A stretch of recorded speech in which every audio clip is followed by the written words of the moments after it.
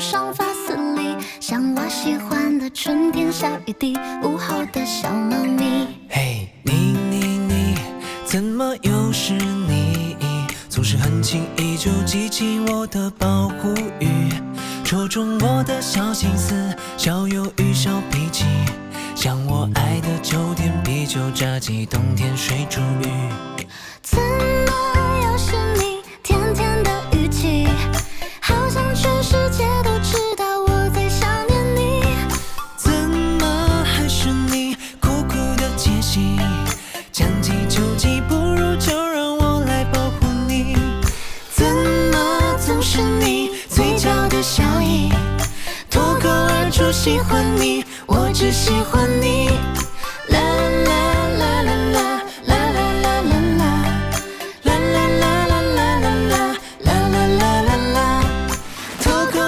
喜欢你，我只喜欢你。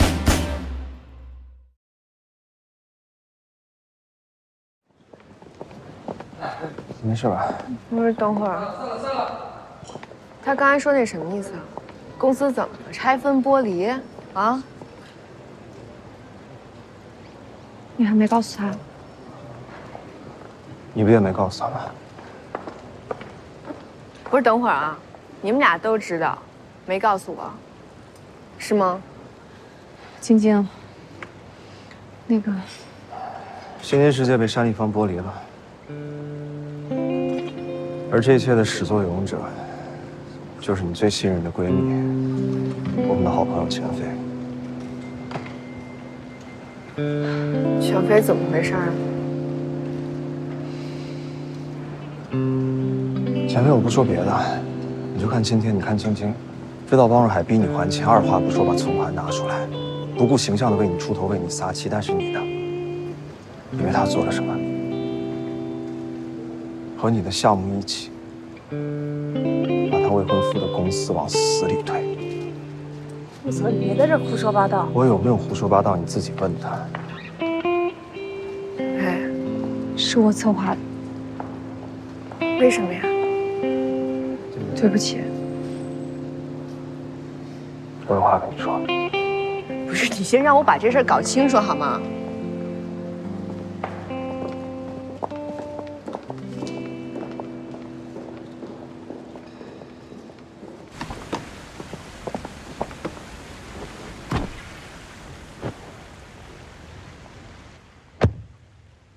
你不是有话说吗？说吧。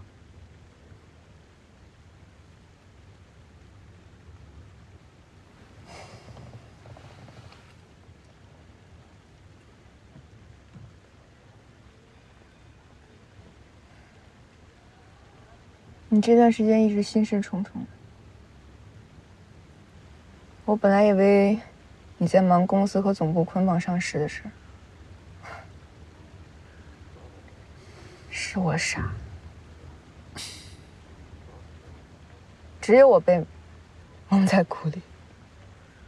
发生这么大的事，我什么都不知道。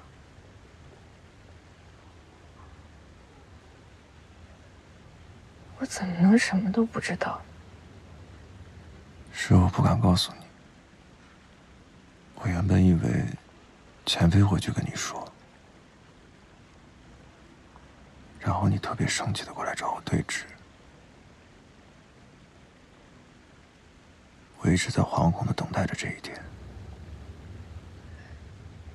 你给我写剧本呢，让我陪着你演戏是吗？你本来以为真有意思。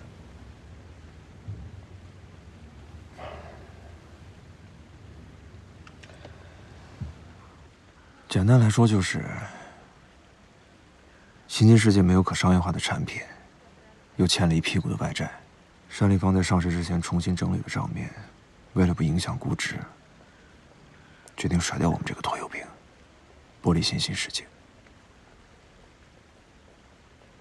这段时间我也一直在找新的投资、新的资方，但是今天尘埃落定，没有人会接受现在的新世界。那你打算怎么办呀？我不想放弃，我打算个人注资维持公司的运营，直到开发出满意的产品为止。我相信一定会有回报的。个人注资？那你自己的钱够公司维持多久了呢87天。87天，这么精确。那87天之后呢？如果87天之后产品不能上线，或者上线之后没有流水、没有利润，那你又该怎么办呢？我还没想那么多，我想走一步看一步。你有没有想过，公司3年都没有研发出来的产品，你能保证87天就能研发出来？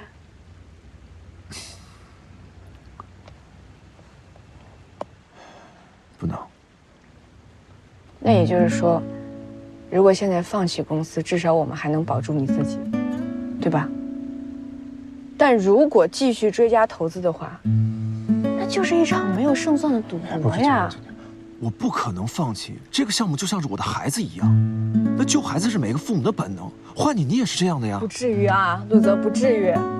你有没有想过，咱先干点别的，咱们缓一缓，以后再找机会。怎么不至于？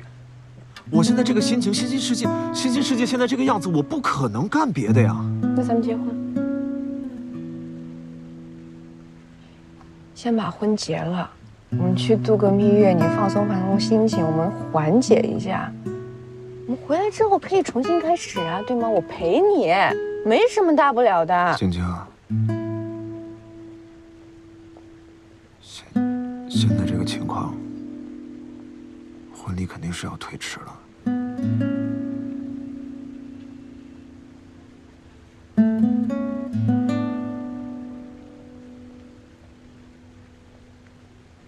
你是要为了你的新兴世界，赔上自己的全部身家，一点都不剩。就算赔上你的未来，也在所不惜。那我呢？你考虑过我？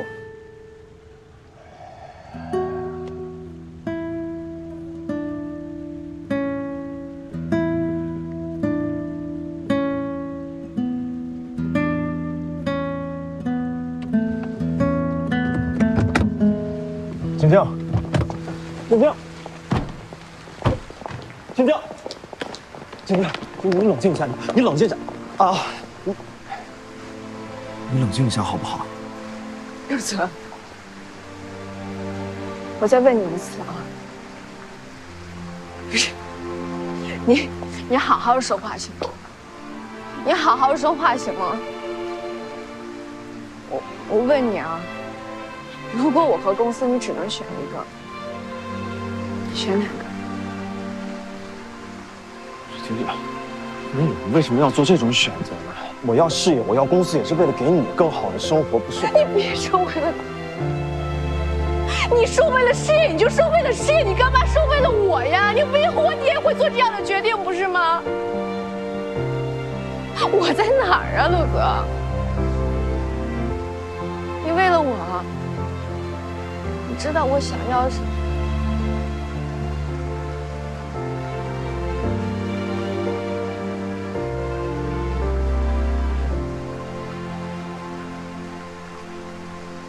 我再问你最后一遍，你选哪个？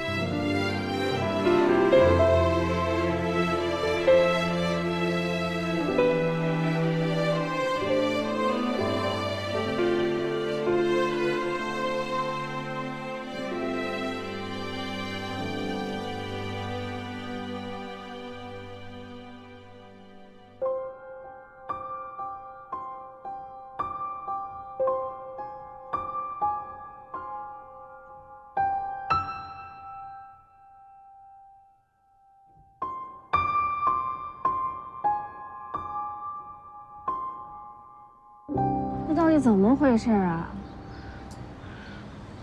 我接了山立方酒店集团的假账，波及到陆泽的公司了。我本来想告诉晶晶的，但一直也没有鼓起勇气跟她说。我也没钱还汪若海，今天闹了这么一通，原来是他妈妈生病了。我是不是还挺坏的？哎，你别把事情总往自己身上揽。要是之前呢，我可能还会反省自己，后悔自己做的不好。但是现在才知道，这个世界上有很多事儿不能用好和坏来形容，是有很多的不得已的，而不得已就是生活的另外一个名字。这经历的事儿就是不一样啊，闹那么大还能坐这儿煲鸡汤呢。哎呀，我认真的。我知道，工作上你肯定不会专门针对陆泽的，你到时候找时间跟晶晶说清楚就好了，他们肯定能理解的。嗯，但是就这个汪若海，我就怕你圣母心又泛滥，又开始为他着想了。不会的，我不是一个坑里能摔2次的傻妞，放心吧。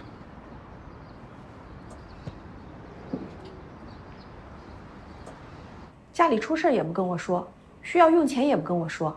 阿姨的治疗费我明明可以支付啊，为了这么点小事儿，闹出今天这么一出，你不觉得荒唐吗？这钱对你们来说是小事儿，但对我们家它不是。世宇，我是不想让咱俩的感情掺杂着什么其他的东西，所以我说能自己解决的，我想尽量自己解决。分那么清干什么？你的事儿就是我的事儿，你遇到事情什么都不说，宁可去找钱飞要钱也不告诉我，分明就是不把我当自己人啊！好了好了，你别生气了。我这哪是不把你当自己人啊？那你在我面前的时候，我把我自己都当外人。那以后遇到事情，第一时间想到我可以吗？可以吗？可以。那阿姨的治疗费，我现在可以支付了吗？这样，算我借你的。这还差不多。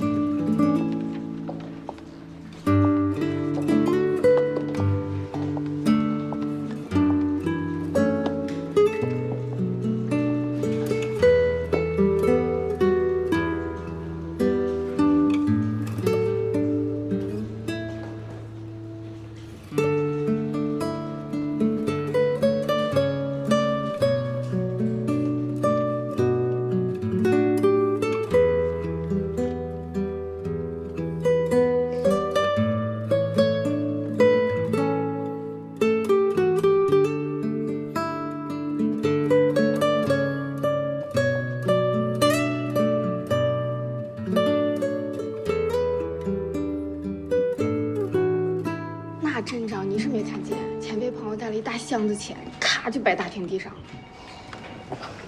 廖诗雨是小三儿，汪若海劈腿，然后逼钱飞还钱，他朋友替他出头。你看吧，这些是我一进山立方酒店集团就跟大家伙说的了，一字儿不差。没想到廖诗雨真是小三。廖诗雨天薇，啊，方总监让你去。哦。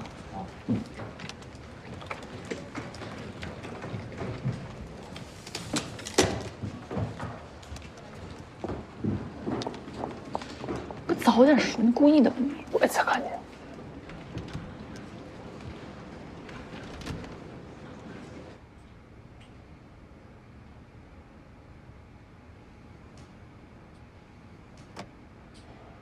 你今天干得不错呀，免费让大家看了一场大戏。我也没想到事情会发展成这个样子，我知道带来了很不好的影响，对不起。跟我对不起没用，我不管你事前知不知情，你造成了这场闹剧，这个责任在你。我无意干涉你的私生活，但是这里是单立芳集团，是你服务的对象，是你工作的地方。你现在把私事带到了你工作的地方，你明白吗？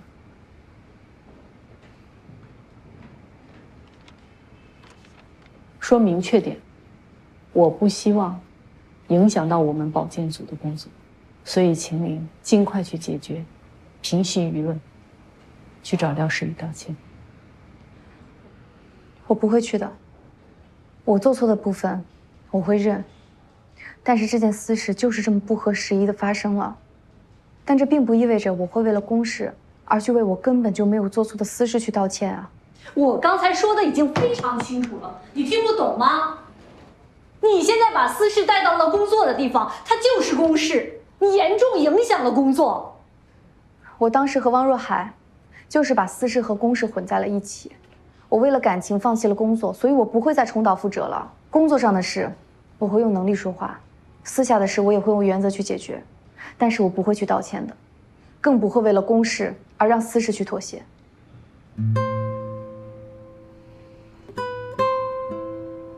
幼稚。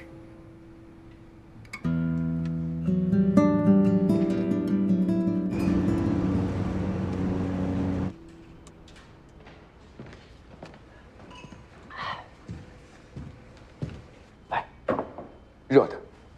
谢谢。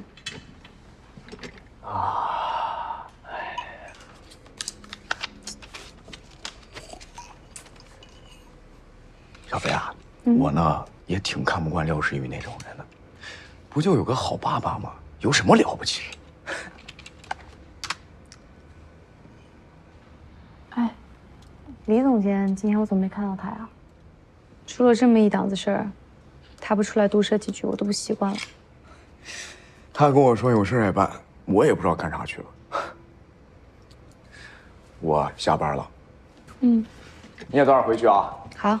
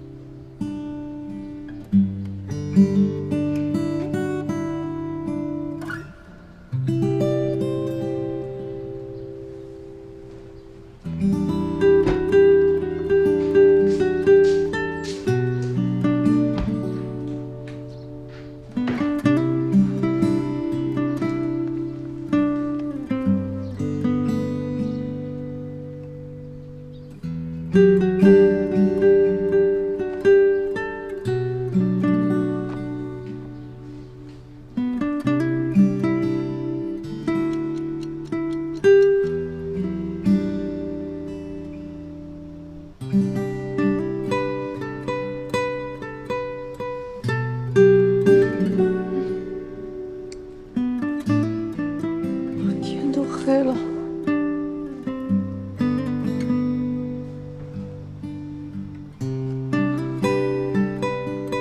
李一飞怎么还不回来？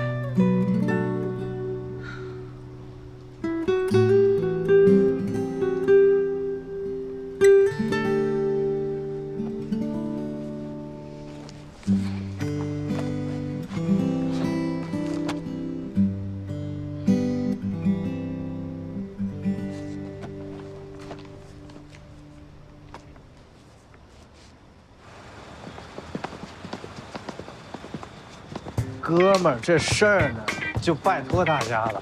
今天呢是事出突然，我呢就怕有人煽风点火，把事儿闹大了，所以咱自媒体这边防患于未然嘛。放心吧，拜托了啊。拜托了。尽力尽力。走了，走了，姐，拜拜，再见。慢走啊，李总。有事儿找你的时候你就没影，没事儿的时候每天在我眼前瞎晃悠，烦死你了。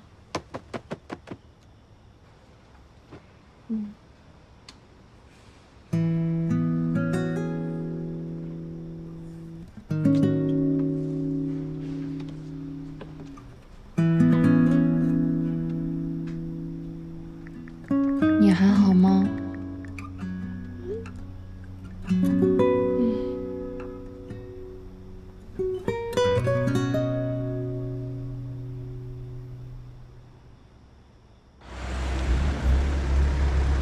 拜托了。哎，走了，啊，都走了。哎呀，这慢点儿这呀我。这大哥大姐酒量也太好了。哎，谢谢你啊！回头等弗拉西达赚钱了，你列个清单，我给你治吧啊！哥们儿已经站在马斯洛需求的最顶峰了，我这要你一句话，这么帮你们房东，真喜欢上了？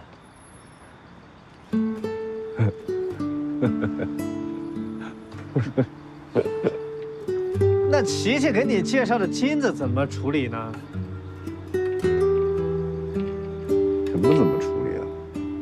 我们就是一帮人在一块喝了一顿酒，我需要处理什么呀？我，那金子那么漂亮，你都没看上，你就铁了心了要贴女房东了呗？漂亮，你给她收了。哎呀，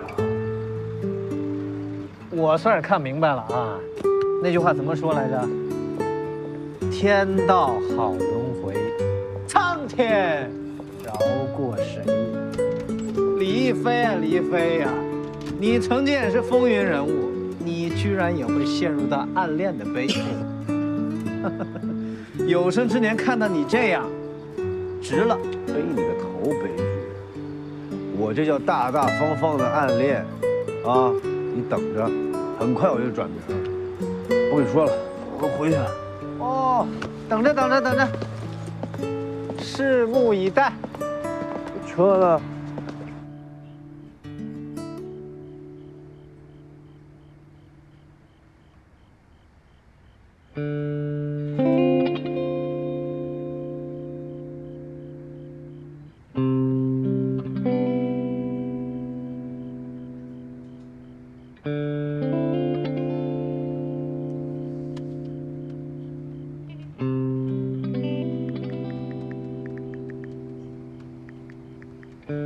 减肥，我并不想给你这么大压力。我妈病得突然，他们的积蓄都在房子里，我也没有存款，当时实在是没有办法。希望你能理解。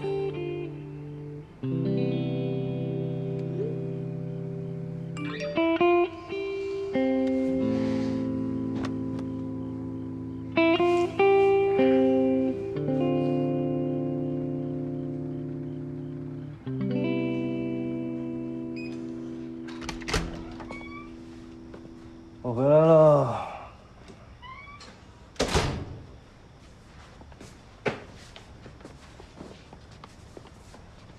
我回来了。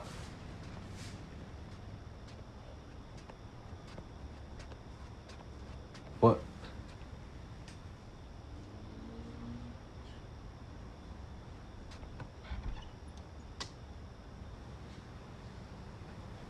你说你啊，那么大个人了，也不知道盖好被子，这么大张床都不够你一个人睡。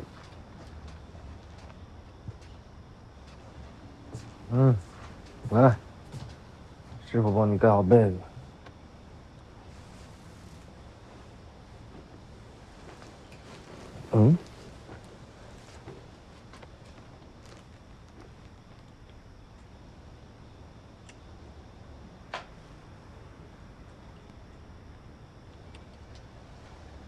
没意思，没意思。哎呀，盖好，别冻着了啊。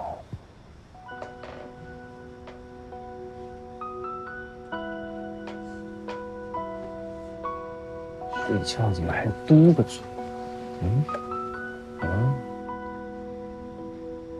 我真的好想你，好想你，一颗心砰砰作响，配合我的呼吸，调整上你的频率。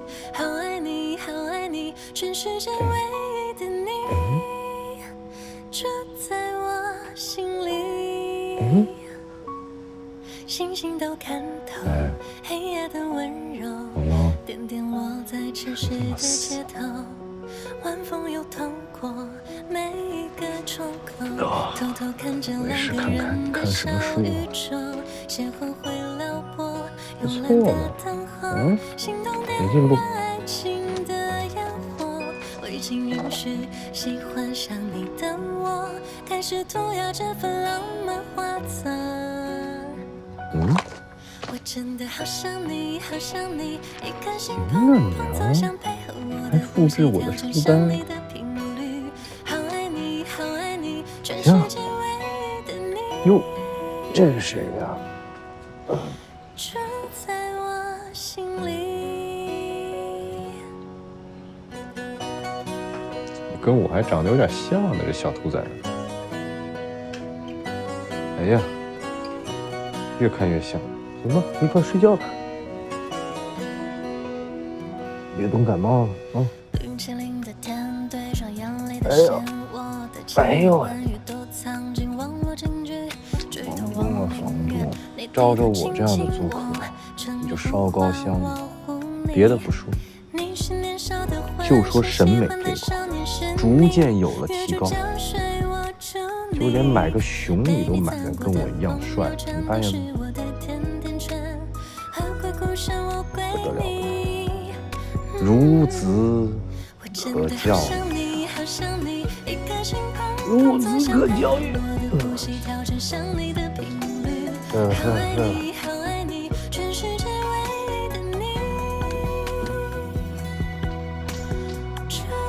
Good night。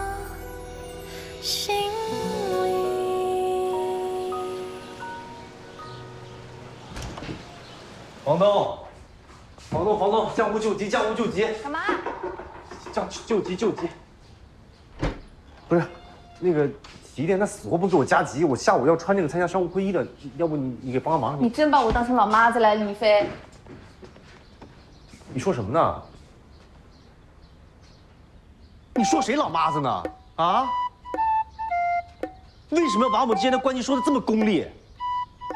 我们之间难道没有真感情吗？啊！行，跟你不熟，别碰我。你跟我不熟？你跟我不熟？你难道不想知道我最近在看什么书吗？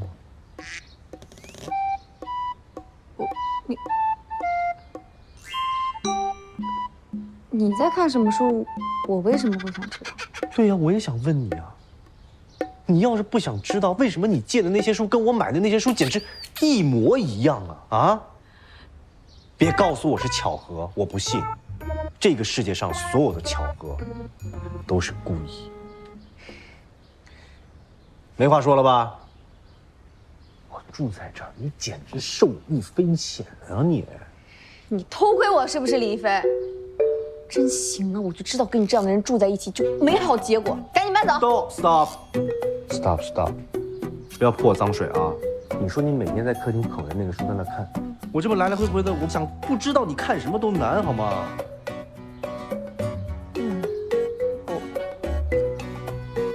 但是话说回来啊，我最近又搞到了几本好书，确实不错，有关于机构投资的，哎呦，茅塞顿开，各种觉悟。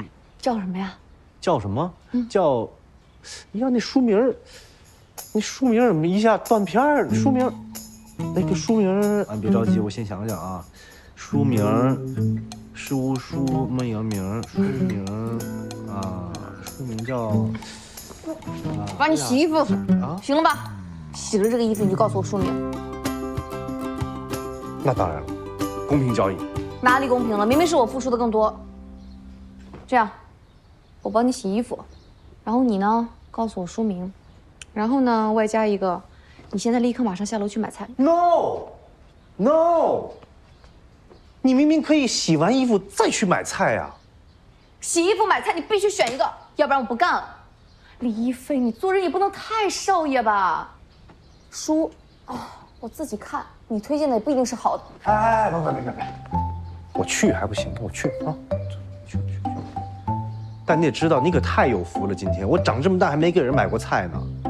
要是让我们家老爷子知道了，我第一次献给了你，呵，没他什么事儿，他八成得气得心突突了。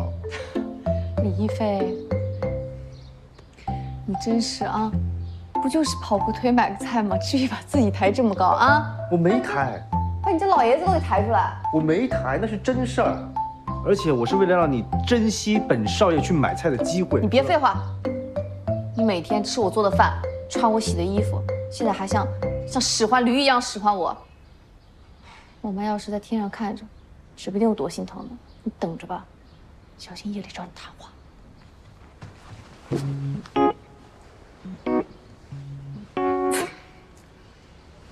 细节。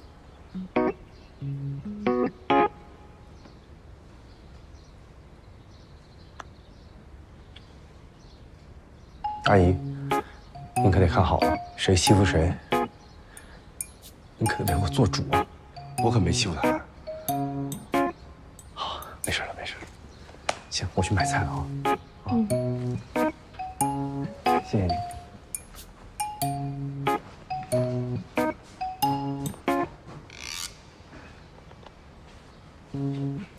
房东，您辛苦了。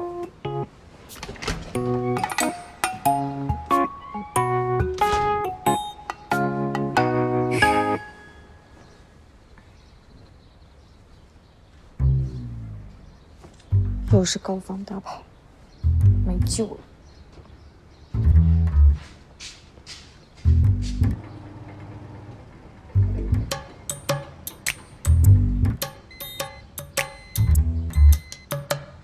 衣服都洗好了，人还没回来。我现在怀疑这笨蛋是现种菜去了。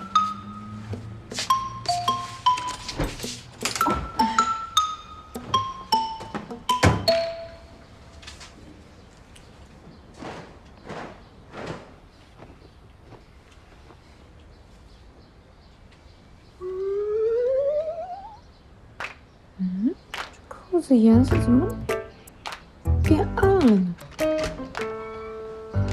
哎呀，回来了啊！瞧瞧，满载而归。哎呀，累死我了！李一飞，你没去菜市场啊？你跑到进口超市去买了，你知道有多贵吗？啊？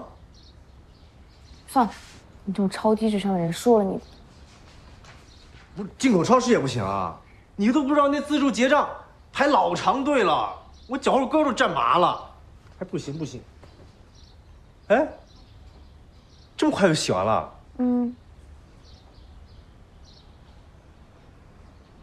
怎么这么快？对啊。你看什么呢？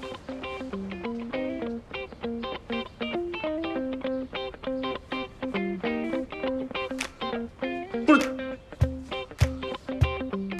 建飞，你疯了你把它直接扔洗衣机里洗了？哎呦，你看看扣，你看都木突突了都，你怎么能就这么直接洗了呢？不然呢？不用洗衣机洗，用手洗嘛。那不然呢？哎呀，冷静，不是，哎呀，不是大姐，是这样的啊，这洗这种衣服，难道不应该先把这扣子拆下来，等它洗干了之后再给它钉上去的啊？不然那洗衣液、那洗衣机，它会把它这扣子损伤的。每天这么虚，活得累不累呀？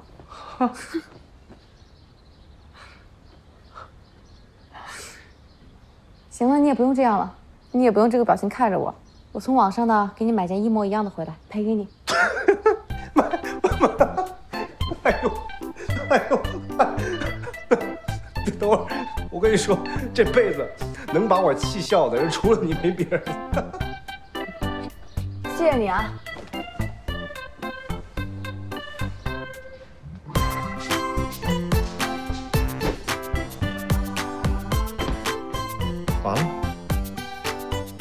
完了，这一个没落下。你好歹给我留一个，怎么全洗坏了呀？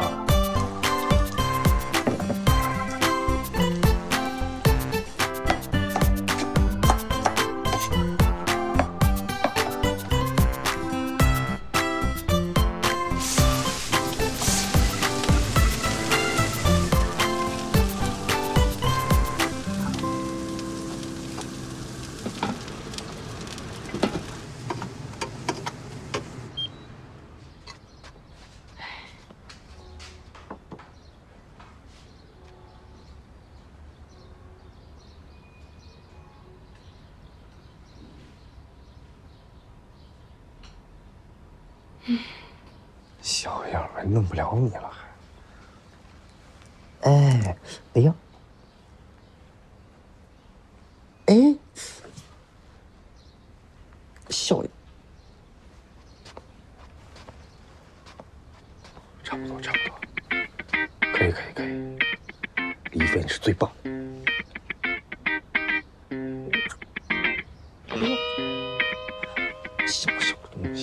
小东西我还弄不了你了是吧？啊？你以为你谁呀？你干嘛呢？吃饭了？啊，吃饭。啊，吃，我一会儿过去啊。干嘛呢？鬼鬼祟祟的，干什么坏事呢？啊，我看看阳光，今天的天气非常好，阳光很足，晒得我很舒服。哟，我没看错吧？自己钉扣子呢？去，还会自力更生呢？给我扎着你！你干什么呢？整这么乱？哎，我就是想把这个扣子往那个洗坏的衬衫上挪一挪。大哥，理智点好吗？你自己看看自己缝的好看吗？快放弃吧，别缝了。那我又不会。哎，你有点奇怪啊，不对劲。你怎么没让我给你缝呢？哦，是不是怕我就是你穿高仿的事情不放，伤你自尊？切，我才不是呢。我是怕一会儿吃完饭你让我用洗碗来交换。这觉悟，就这么办了啊！都会抢答了，不错，来，别缝了啊！一会儿呢，咱们吃完饭，我就帮你缝。真假的？真的。那你不能耍赖啊！你说了啊！你洗碗不交换。你再这么捣鼓下去，你衣服都白洗了。反正洗碗这辈子是不可能洗碗的。房东做饭真的好吃，满足。哎，这晚上留着啊，我开完会来吃。行，我会盯着你把它们吃完的。哎，对了，我还想问你呢，昨天山立方大堂那么精彩的演出，你今天怎么一点反应都没有啊？我还想问你呢，说了那么大一件事儿，你只字不提。要是平时的你啊，肯定叨叨死我了。笑什么？啊？没。哎呀，我就是想说什么呢？昨天那么精彩的表演，你那出场那么绝，那才是我们房东该有的样子，对不对？我就知道，就想看我出糗似的。我可没说啊，你自己瞎猜的。这还用猜吗？看你那德行就知道了。洗碗去。我宁可去钉扣子，我也不洗碗。那我就告诉你，你要是今天不洗碗，你信不信我把你所有衣服扣子全都钉在那件高仿的衣服？我也告诉你，我今天已经把第一次买菜贡献出来，你还让我洗碗，做梦吧你！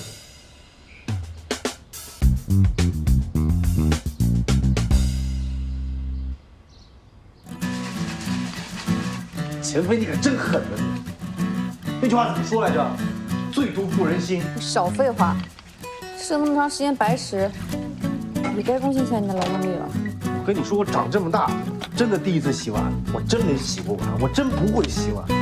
我洗的白沫吃了，肚子疼，我告诉你。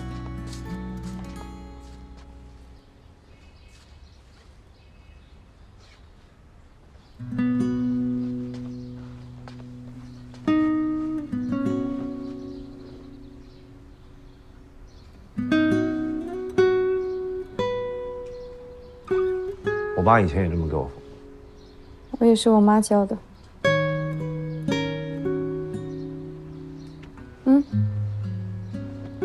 好了，拿去穿吧，记得付费啊。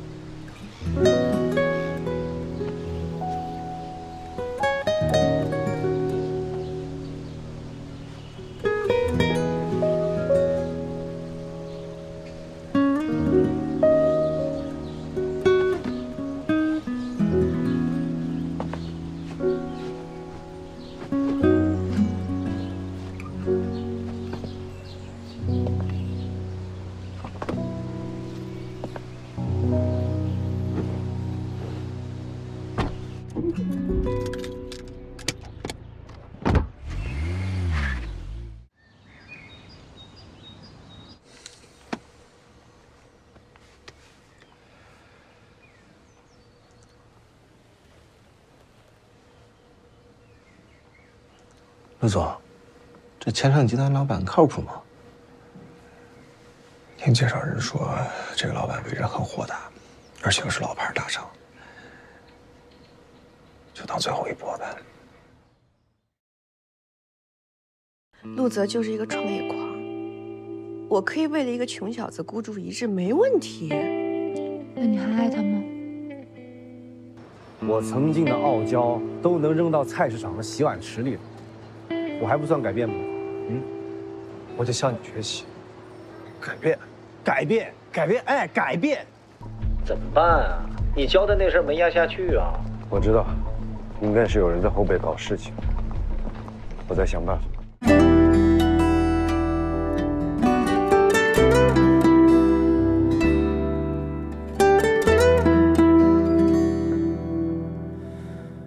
也无需一开始就猜中结局，让旋律随风在和弦间嬉戏，也无需要求一定兑现过去，让生命里有些信息给未知。也无需刻意树立贴身的关系，或许会孤立无依，却贴心有你。也无需在意对错，不关乎畏惧，主动拥抱胜过多少句对不起。送你天涯浩瀚，燃烧热烈才活出自己。无声的圣诞如港湾守候漂泊的你，等你归于平淡，家的灯光昼夜温暖，永远的陪伴如星月悬挂璀璨。送你天涯浩瀚，燃烧热烈才活出自己。无声的圣诞如港湾守候漂泊的你，等你归于平淡，家的灯光昼夜温暖，永远的陪伴如星月悬挂璀璨。